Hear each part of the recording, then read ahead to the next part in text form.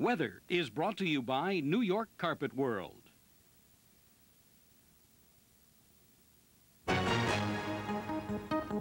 Now your forecast first with Joe Furey.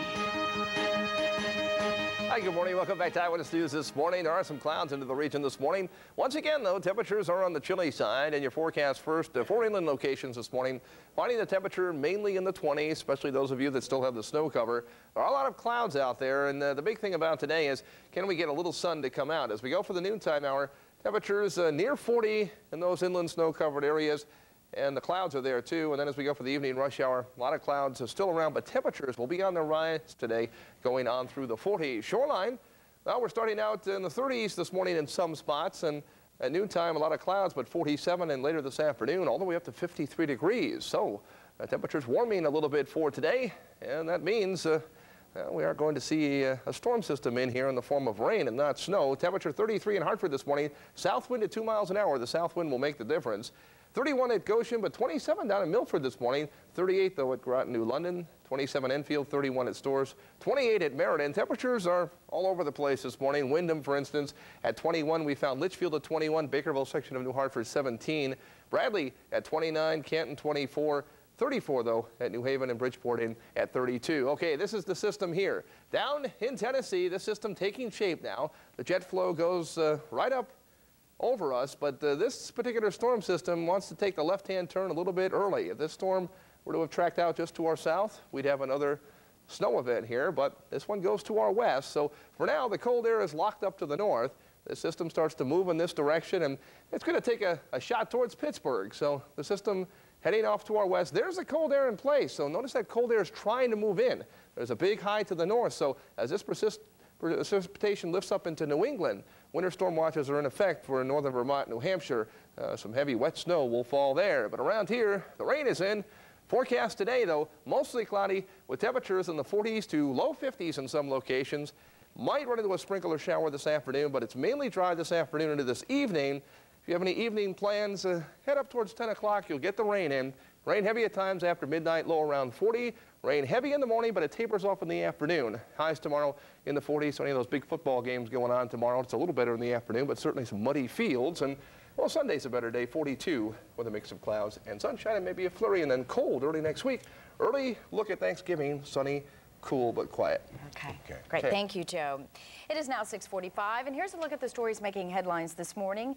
Police arrest 22-year-old Ricardo Pereira of Waterbury in the murder of a Naugatuck woman. The body of Lisa Orgnon was found in a Southington neighborhood yesterday. Pereira is being held on $1 million bond and will be arraigned today on murder charges. 3 people are sent to the hospital last night after flames ripped through the Prescott Bush apartments in New Haven. The elderly victims were treated at Yale New Haven Hospital for smoke inhalation. Investigators believe the County Street fire was started by someone smoking in bed.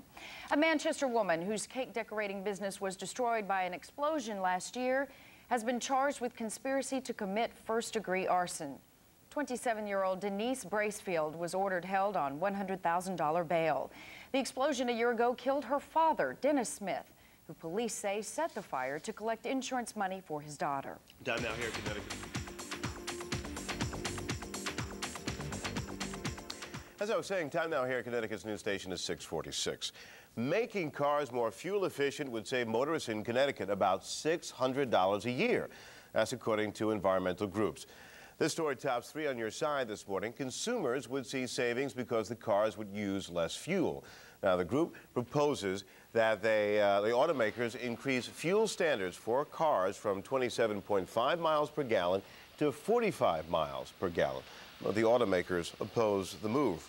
In Hartford last night, dozens of people got a sneak peek at some of the hottest cars on display for the Phoenix ATP Auto Show. The show opens at the Hartford Civic Center today at 12:30 and runs through Sunday. As many as 10,000 people from all over the country are expected to kick a few tires this weekend. Equal pay for equal work. In 1997, you might think we're getting closer. Not quite. The latest numbers on the salary divide between men and women are out, and they show the gap getting wider.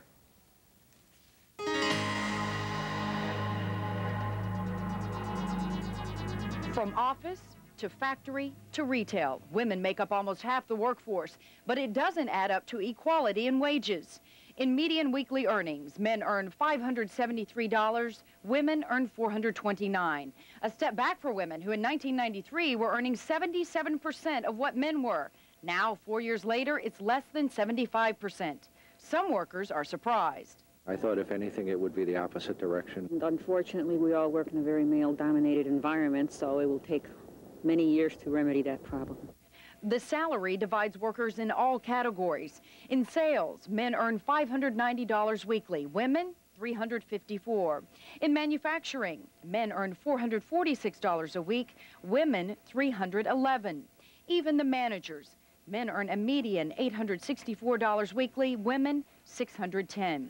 Economists and activists offer a variety of reasons for the gap, including faster wage gains by men, more women in the lowest paying jobs as a result of welfare reform, and the traditional role of women. Women still suffer the long-term consequences of family and child-rearing responsibilities, so that their earnings go down as their life cycle moves on. Women have taken a disproportionate share of newer, lower-paying jobs, or have been harder hit by cutbacks in social service and public welfare programs. It's unclear what it will take for wage equality. Economists look to more job training for women and faster wage increases.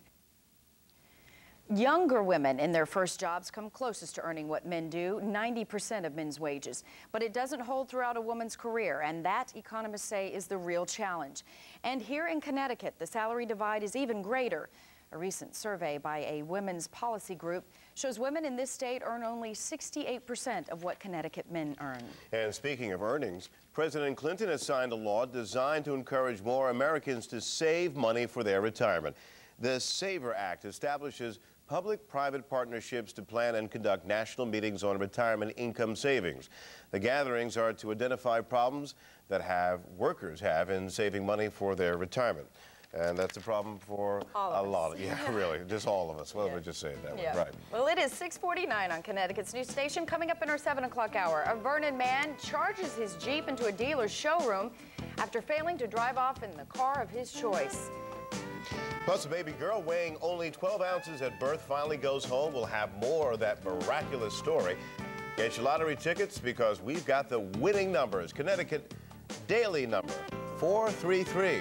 Connecticut play 4, 8465. And Connecticut cash 5, 112, 17, 32, 33. Massachusetts daily 6439 and Mass Millions 3, 10, 12, 25, 28, 44. Your bonus number 34. PMS, you think you've heard it all before, but now there's something new. Tonight at 11, Eyewitness News shows you the latest breakthrough in the battle against PMS. It could change your life. Tonight at 11 on Channel 3, Connecticut's news station.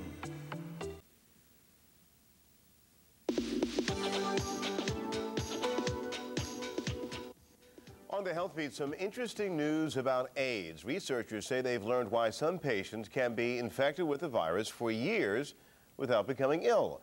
Those patients make a type of white blood cell that most AIDS patients are missing. That's the result of a study published in the journal Science. A new drug to fight osteoporosis could be in pharmacies soon. It's called raloxifene, a drug that mimics the bone-saving effects of estrogen without the risk of breast cancer. Doctors say it could be an important option for women afraid of estrogen. The FDA has voted to recommend approval. An Illinois baby girl who weighed just 12 ounces at birth went home yesterday, more than 3 months after she was born. The girl now weighs, there she is, she now weighs 3 pounds, 12 ounces. She was delivered almost 4 months early because of problems with her mother's health. The girl is only the third known baby born in the U.S. at 12 ounces who has survived more than a few hours. And she's a cutie. She is. She is a cutie. Yeah. Time now here at Connecticut's news station, 6:53. A check back on the traffic, and the forecast is just a few minutes away. Still ahead at 7 o'clock. I'm Alan Smith. This may seem like a funny way to grow mushrooms, but it's been working for over 2,000 years.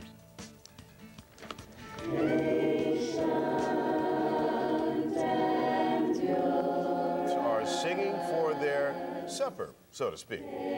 Also ahead, will Iraq pass a crucial test? UN weapons inspectors return there today, but will Saddam let them do their jobs? And unlike Polly Bell, if you've passed over those fast food burgers and ordered chicken for the health of it, you will be surprised at what Consumer Reports found out. That's later on at 7:45. This is Connecticut's news station. Tonight on CBS. 84 east and westbound, as well as north and southbound 91 are in good shape at this early hour of the morning. State Route 2 commuters run into the typically sluggish traffic approaching and merging with Interstate 84 west. I'm Mike Allen, flying WTIC's Air 1 for Eyewitness News this morning. All right, thank you so much. Time now is 6:57. We're coming right back after the break.